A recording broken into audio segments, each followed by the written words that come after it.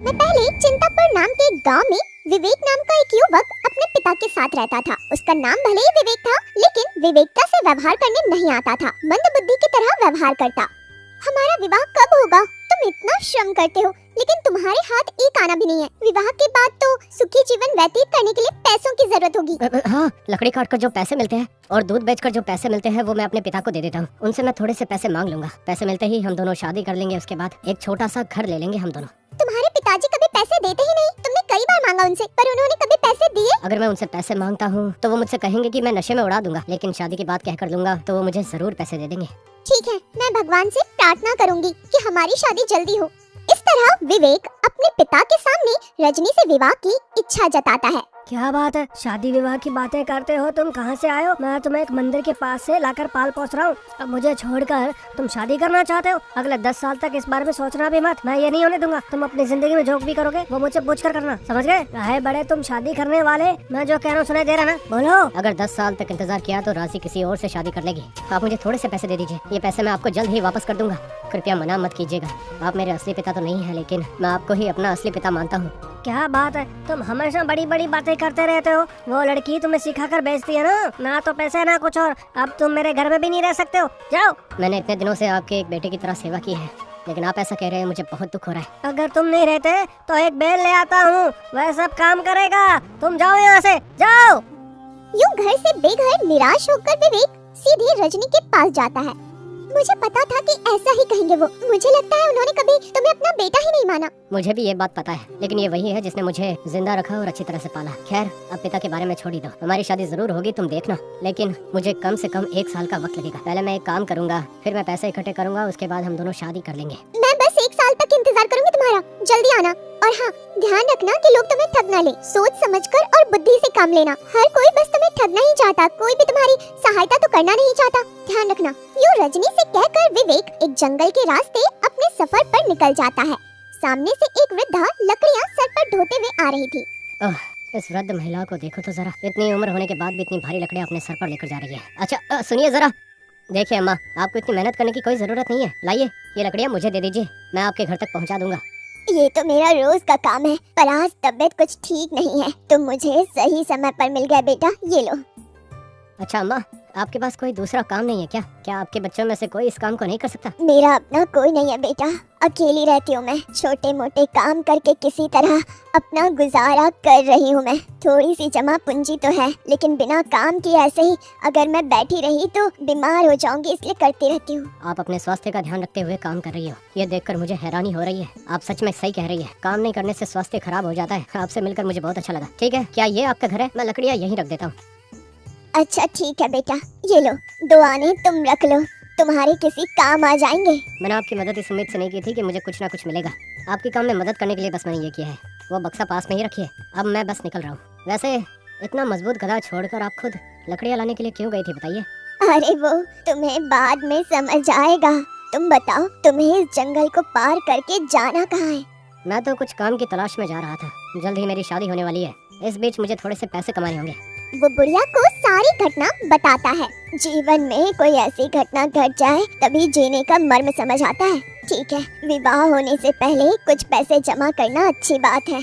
अगर तुम्हें कोई काम ही ढूंढना है तो कहीं और जाने की कोई जरूरत नहीं, मैं तुम्हें काम देती हूँ। तुमने अभी मुझे बताया ना, तुम 1 साल के बाद वापस जाओगे। 1 साल तक तुम मेरे पास ही काम कर लो। 1 साल के बाद जब तुम जाओगे तो मैं तुम्हें तुम्हारी मेहनत का पैसा दे दूंगी। ऐसा है तो मुझे कोई भी दिक्कत नहीं है, लेकिन 1 साल के बाद आप जो पैसे देने के लिए कह रही है वो मिलेंगे ना? मैं वचन देकर मुकरूंगी नहीं। ठीक है, चलो मान लेते हैं कि आज से काम शुरू हो गया। मैं हम दोनों के लिए भोजन बना लेती हूँ और तुम तब तक गांव में जाकर इन लकड़ियों को बेच आओ और पैसे लाकर दे देना। अच्छा ठीक है दादी, जब लौटूंगा तो अच्छा खाना तैयार रखिएगा, बहुत जोर की भूख लगी है मुझे। इसके बाद विवेक लकड़ियां बेचकर पैसे लाकर बुढ़िया को दे देता है और उसके बाद आराम से भोजन करता है। सुनो विवेक बेटा, अब कल से तुम्हें गाय की निरंतर सेवा करनी है। सुबह उठकर उन्हें नहलाना, उसके बाद दूध निकालकर ग्राहकों को दे आना और फिर जंगल जाकर सूखी लकड़ियां लाना। आसपास के गांव में घूमकर उसे बेचना। अब से तुम्हें हर रोज यही काम करना है, ठीक है? हाँ ठीक है माई, लेकिन देखिएगा मैं इतना बलशाली हूँ, खाना अच्छा बना हुआ होना चाहिए। खाना बनाने की जिम्मेदारी आपकी होगी, मैं बहुत ज्यादा खाना खाता हूँ। खाने में तुम्हें शिकायत नहीं मिलेगी, तुम अपना काम कल से ही शुरू कर दो। इस तरह हर रोज दूध निकाल कर ग्राहकों को दे आना, जंगल जाकर लकड़ियाँ तोड़कर गांव में घूम घूम कर बेचना, वो सारे काम करता। इस तरह 1 साल बीत गया। सुनो विवेक, देखते ही देखते 1 साल कब बीत गया कुछ पता ही नहीं चला। आज मैं तुम्हें अपने किए सौदे के अनुसार तुम्हारे श्रम का फल दूंगी। तो ठीक है, ये गधा तुम रख लो, ले जाओ। क्या 1 साल मुझसे काम करा के मुझे ये गधा सौंप रही है? इससे क्या ही कर लूंगा मैं? इसे अगर मैंने कहीं बेच भी दिया तो मुझे कोई 10 रुपए भी नहीं देगा। इस पैसे से तो मैं अपनी शादी कैसे करूंगा? मैं फिर से धोखा खा गया। हमेशा ऐसा ही होता है मेरे साथ, लोग धोखा देकर झूठ बोलकर मुझसे काम करवा लेते हैं, लेकिन अब क्या ही कर सकता हूँ। माई ये गधा। क्या हुआ? 1 साल मेहनत करने का फल ये गधा दे रही हूँ तुम्हें, यही ना? देखो, घबराओ मत, ये कोई साधारण गधा नहीं है। इसकी पूंछ को एक बार खींचने पर तुम्हें जितना धन चाहिए, सोना चाहिए, ये तुम्हें देगा। तुम्हें जो भी चाहिए हो, जैसे ही तुम इसकी पूंछ खींचोगे मिल जाएगा। अगर तुम्हें शक है तो एक बार पूंछ खींच कर देखो, सब पता चल जाएगा। मुझे गांव तक पहुंचने के लिए 2 रुपए तो चाहिए ही होंगे। हाँ, ये तो सच निकला। अरे पागल, 2 आने की क्या बात है, ये तुम्हें 100 आने भी देगा अगर तुम कहोगे तो। वो मैं बाद में ले लूंगा, अभी अगर ले लिया तो रास्ते में शायद कोई मुझसे छीन लेगा। मुझे जितना चाहिए होगा मैं उतना ही ले लूंगा फिलहाल के लिए। ज्यादा लालच करना उचित नहीं रहेगा। चलो बढ़िया है, इस 1 साल में तुम काफी समझदार हो गए हो। अब जाओ, जाकर विवाह करके सुखपूर्वक रहो। इसके बाद वो गधे को साथ लेकर अपने गांव जाने के लिए निकल पड़ा। अब ना मैं इस गधे से बहुत सारा सोना लूंगा। अब मुझे पैसों की कोई समस्या नहीं होगी। जब ये राजी देखेगी तो बहुत खुश हो जाएगी। सबसे पहले मैं घर जाऊंगा और अपने पिता को बताऊंगा कि मैंने क्या हासिल किया है। जिसने मुझे पाला है, मैं उसके लिए कुछ सोने के सिक्के तो दे ही सकता हूँ। अब तो बहुत रात हो चुकी है, रात के समय यात्रा करना मुश्किल होगा मेरे लिए, इसलिए मैं यहीं धर्मशाला में आराम करूंगा और सुबह होते ही निकल जाऊंगा यहाँ से। और बेटा, मुझे 2 दिन से खाना नहीं मिला, क्या आपके पास कुछ खाना है? बहुत भूखा हूँ मैं। अरे मेरे पास खाने के लिए कुछ भी नहीं है। लो ये 2 रुपए लो और जाकर कुछ खा लेना, ठीक है?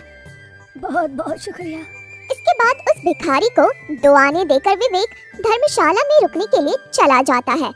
तुम्हें 1 रात बिताने और भोजन करने के लिए 3 आने देने पड़ेंगे, ठीक है ना? ठीक है, मैं भुगतान कर दूंगा। ठीक है कहने से काम नहीं चलेगा, मुझे पैसे पहले ही चाहिए। हाँ, ठीक है, मैं अभी पैसे लेकर आता हूँ, थोड़ा सा वक्त दे दीजिए। इसके बाद विवेक सीधे वहाँ पर जाता है जहाँ पर गधे को बांध कर रखा था। उसकी पूंछ खींचकर उससे वो 3 आने मांगता है और ये सब छुपके से धर्मशाला वाली का पति देखता है।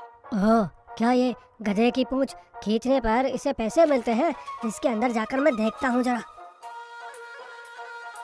ये लीजिए, ये 3 रुपए आप रख लीजिए, लेकिन खाना बहुत अच्छा बना हुआ होना चाहिए। यहाँ पर भोजन अच्छा ही मिलता है, अपने कमरे में जाओ, भोजन तुम्हें मिल जाएगा। आप लोग बहुत ही अच्छे हैं। अब मैं थोड़ा सा आराम करूंगा और खाना तैयार होते ही आप मुझे बता दीजिएगा। अरे ये तो बहुत ही अजीब है। ओह, इस गधे में कुछ जादू है, इसे किसी भी हाल में मुझे हासिल करना होगा। हाँ, अरे इस गधे की जगह पर मैं कोई दूसरा गधा रखकर जाता हूँ। इसके बाद वो उस गधे को वहाँ से हटाकर दूसरी जगह पर ले जाता है और वैसा ही दूसरा गधा लाकर वहाँ पर बांध देता है। अगली सुबह उस गधे को अपना सोचकर विवेक अपने साथ गांव ले आता है। घर आकर, क्या रे, फिर से आ गया? मुझे पता था तुम मेरे पास ही रहोगे और किसी के पास नहीं रह सकते। ऐसी बात नहीं है पापा, मैं आपके लिए एक तोहफा लेकर आया हूँ। ये रहा, ये है वो। गधे का तोहफा बना कर लाओ? क्या तुम पागल हो गए हो? मुझे समझ क्या रखा है तूने? ये कोई साधारण गधा नहीं है पापा, इसकी पूंछ खींचिए, आप जितना चाहो उतना सोना और पैसा मांग सकते हो। जो भी आप मांगेंगे ये गधा आपके सामने लाकर देगा। एक बार कोशिश करके तो देखिए। क्या? जितना चाहे उतना सोना देगा? ठीक है, एक बार देख लेता हूँ। मुझे 1 किलो सोना चाहिए। अरे बाप रे, इसने ये क्या कर दिया? क्या तुम मुझसे नफरत करते हो जो गधे से मुझे लात खिलवा रहे हो? शर्म नहीं आती बूढ़े बाप के साथ ऐसे करते हुए? वो कैसे, क्या हो गया? रुकिए, मैं एक बार कोशिश करके देखता हूँ। मुझे 2 सोने के सिक्के चाहिए। अरे ये गधा तो बहुत ही अजीब व्यवहार कर रहा है। जब माई ने मुझे दिया था तब जो भी मांग रहा था तब वो दे रहा था, फिर वो ऐसा क्यों कर रहा है? ओह, उस माई ने तुझे धोखा दिया, उसने एक बेकार गधा तेरे पास भेजा है। जब तक तुम उसके साथ काम कर रहे थे, अब उसने तुझे गधा बना दिया और तुझे ये गधा दे दिया। जा यहाँ से। विवेक इसके बाद सीधा रजनी के पास जाता है और उसे सारी बात बताता है। मैंने तुमसे पहले कहा था ना कि किसी की चिपनी चुपड़ी बातों में मत फंसना, तुम पिता पिताजी ने सही कहा, उस माई ने तुम्हें धोखा दिया है, अपने इस निकम्मे गधे को तुम्हारे साथ बांध दिया। अरे ऐसा नहीं है, वो माई सच में बहुत अच्छी थी। उन्होंने मुझे अपने बेटे की तरह प्यार दिया। जब 1 साल पूरा हो गया था तब उन्होंने मुझे ये गधा सौंपा था। वो पहले दिन से लेकर अब तक तो बहुत अच्छा था, लेकिन आज पता नहीं उसे क्या हो गया। धर्मशाला में भी उसने दिया, पर जब से मैं घर आया हूँ वो इस तरह से बर्ताव कर रहा है। मैंने सोचा उस गधे से कुछ पैसे मांग कर विवाह कर आराम से रह लूंगा। पता नहीं मेरे जीवन में मुझे कितनी परीक्षाएं देनी पड़ेगी। हे भगवान, मेरी दौड़ फिर से शुरू से आकर खड़ी हो गई। 1 मिनट, तुमने अभी बताया कि घर आने से पहले तुम एक धर्मशाला में रुके, वहीं पर कुछ तो गड़बड़ हुई होगी। वहाँ कैसी गड़बड़ हो सकती है? जहाँ मैंने गधे को बांधा था वो सुबह वहीं मिला मुझे। मैं सुबह उसे वहाँ ले आया। और तो और तुम्हें पता है धर्मशाला वाले लोग बहुत ही अच्छे थे। फिर ऐसे कैसे हो सकता है? ठीक है, तुम एक काम करो, उस माई से जाकर मिलो और उन्हें सारी बात बताओ। पता चल जाएगा कि उन्होंने धोखा दिया है या नहीं। तुम सही कह रही हो। माई को सब सच बताऊं तो सब कुछ पता चल जाएगा मेरे हिसाब से, पर मुझे नहीं लगता कि माई ने कुछ धोखा किया होगा। इसके अगले ही दिन विवेक उस माई से मिलने निकल पड़ता है। जंगल में उसे एक वृद्ध आदमी लकड़ी तोड़ता हुआ दिखता है। विवेक उससे कहता है, अरे भैया, आपको क्या परेशानी है? रुकिए, मैं आपकी मदद कर देता हूँ। क्या करूं बेटा, उम्र हो गई है, बच्चे अब मुझे भूल गए हैं। कुछ करना ही पड़ेगा ना मुझे तो। अब देखो, जीवन तो हमें काटना ही है, तो कैसे भी करके मैं यहाँ आकर अपना गुजारा कर लेता हूँ। ये लकड़ी का बंडल इस गधे पर लाद कर मैं घर तक पहुँचा दूंगा। नहीं बेटा, मेरा घर यहाँ से बहुत दूर है, मैं रास्ते में से बेचता जाऊंगा। मेरे पास तुम्हारे लिए कुछ है नहीं, लेकिन मैं तुम्हारा बहुत आभारी हूँ। इसके लिए बहुत बहुत धन्यवाद। तुम जैसा मैंने आज तक नहीं देखा। तुम बहुत अच्छे हो बेटा। अरे भैया, आपको धन्यवाद देने की कोई जरूरत नहीं है, बस आप अपना ध्यान रखना। तुम्हारे साथ सब कुछ अच्छा होगा बेटा, जल्द ही तुम्हारी शादी भी हो जाएगी। इस तरह बाबा से विदाई लेकर विवेक उस माई से मिलने जाता है और सब बताता है। मैं समझ गई कि क्या हुआ। मैंने जो तुम्हें गधा दिया वो तुम यहाँ से लेकर तो गए, लेकिन धर्मशाला में किसी ने बदल दिया। वो गधा मेरे गधे की तरह दिखता जरूर होगा, लेकिन असल में तुम्हारे साथ धोखा हुआ है। मैंने जो गधा तुम्हें दिया वो जरूर धर्मशाला वालों के पास ही होगा। ओह अच्छा, तो उस वक्त ये गधा बदल दिया गया था।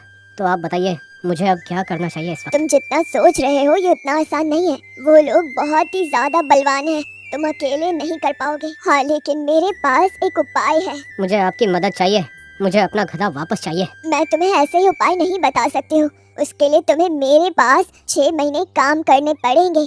उसके बाद मैं तुम्हें एक छड़ी दूंगी, और वो कोई साधारण छड़ी नहीं होगी। वो तुम्हारे किसी भी काम आ सकती है। क्या मुझे पूरे 6 महीने का इंतजार करना पड़ेगा? लेकिन आपको तो पता है ना कि ऐसे मेरी शादी छूट जाएगी। उसके बाद मैं क्या करूँगा? बताइए मुझे क्या करना होगा? ऐसे तो बहुत देर हो जाएगी मुझे। अच्छा ठीक है, तो आज से ही काम पर लग जाओ। तुम्हें पता है कि क्या काम करने होते हैं तुम्हें। अब देर मत करो, तुम सारे काम निपटा दो। मैं तब तक भोजन की व्यवस्था करती हूँ। इस तरह विवेक माई के पास 6 महीने और काम करता है।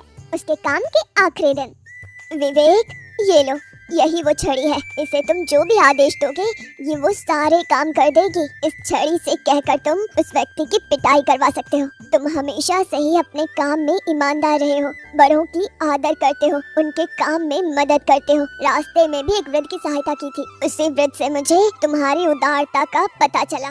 धन्यवाद, मैं अपने साथ गधे को वापस ले जाऊंगा, और हाँ, आपका ये एहसान मैं कभी नहीं भूलूंगा। बहुत बढ़िया, बहुत बढ़िया। ये छड़ी तो मेरे काम आने वाली है। इसकी मदद से मैं उस धर्मशाला के धोखेबाज की पिटाई करूंगा। मेरे गधे को मैं वापस लूंगा। एक बात है, किसी ने मुझसे ये छड़ी चुरा ली तो? अरे तुम घबराओ मत। अगर ये छड़ी किसी और के हाथ में गई तो ये एक साधारण छड़ी ही रहेगी, क्योंकि ये केवल तुम्हारे ही आदेश पर काम करेगी, किसी और के नहीं। यूं माई की दी छड़ी लेकर विवेक अगली सुबह धर्मशाला पहुंच जाता है। बाप रे, ये तो यहाँ फिर से आ गया। वैसे बहुत दिन हो गए हैं मैं इससे अनजान बनकर बात करती हूँ। हाँ बताइए, क्या काम है आपको? मुझे मेरा गधा वापस चाहिए। आखिर ये कौन है? यहाँ गधे नहीं बिकते, चलो जाओ यहाँ से, चलो जाओ जाओ। जिस गधे को आपने चुराया है वो मुझे दे दो, इसे में आपकी भलाई है, वरना। अच्छा, हमारे घर आकर गुंडागर्दी करोगे? नहीं तो क्या कर लोगे तुम? हमारे ही घर में आकर गुंडागर्दी करते हो। 6 महीने पहले मैं यहाँ पर आया था, अपने गधे को बाहर बांधा था। सवेरा होने से पहले किसी और ने मेरे गधे को बांध गया, वो भी चोरी छिपके। जिसे मैं अपना समझ कर ले गया वो मेरा नहीं है। देखो, जुबान संभाल के बात करो, अपनी मर्यादा में रहो। तुम्हें पता नहीं तुम कैसे बात कर रहे हो। अच्छा तो तुम मुझे मारोगे? सुन छड़ी, धोखे से मेरा गधा मुझसे लेने वाले अपराधी को कड़ा दंड दो।